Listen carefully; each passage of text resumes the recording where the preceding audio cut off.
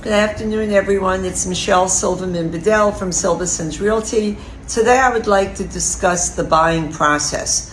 When I work with a buyer, even when I first meet with them, when we start looking at property, I always ask them if they have a team in place besides myself, but do they have a real estate attorney? Do I have a home inspector? And of course, a pre-approval, because I cannot submit an offer without a pre-approval and or proof of funds, such as a brokerage account. So fast forward, we start looking at properties, and lo and behold, they find something that they really love.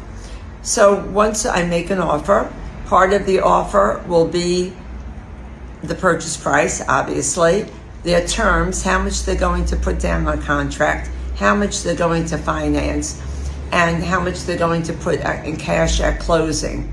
When do they want to close? Are there any specific inclusions or exclusions per the listing sheet, per the MLS, that they want to either include or omit? And as if it's subject to inspections and financing. So these are questions I ask them that's becomes part of a memorandum of agreement and part of my offer. So let's pretend that they've seen a house, they've given me an offer, and the offer is accepted. So the next step would be an inspection. Even if they decide to not make the inspection as a contingency, I always recommend a client have an inspection. Often they say it's for informational purposes only, and that's okay. But it's really important for them to know the house that they're buying. It is an expensive proposition and one that they really should have professional information about.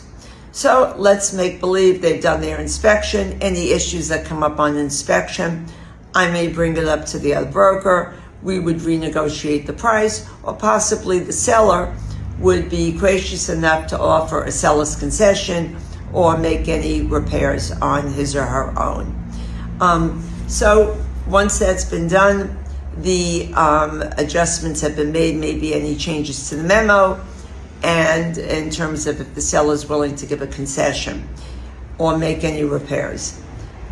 The next step would be the contract. The seller's attorney, prepares the contract to be sent to the buyer's attorney for review and changes. Once the contract has been negotiated completely, the buyer will sign first, will send a down payment to the seller's back to his attorney, who will then sell it to the seller's attorney for the seller to sign and hold the money in escrow, the down payment. The attorney will send to the buyer's attorney a fully executed contract, which the buyer will take to his or her lender. The next step is the appraisal. I am there for the appraisal with the recent sales to give to the appraiser. After that, assuming everything is good, the appraisal comes in on time and on target, and not below the financing price where there's no issue. It comes in at least at the purchase price. And at the next step would be the closing. The buyer would obtain financing. Hopefully the appraisal comes in fine.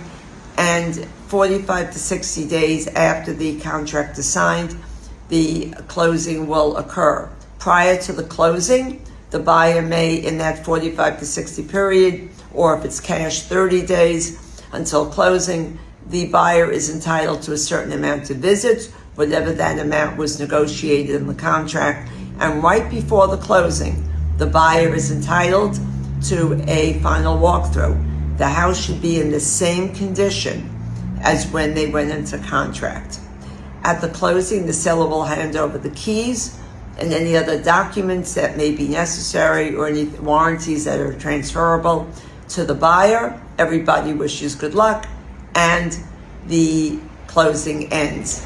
If you have any questions, feel free to call me at 914-906-4376, 914-906-4376. It's Michelle from Silversons Realty, and have a great day.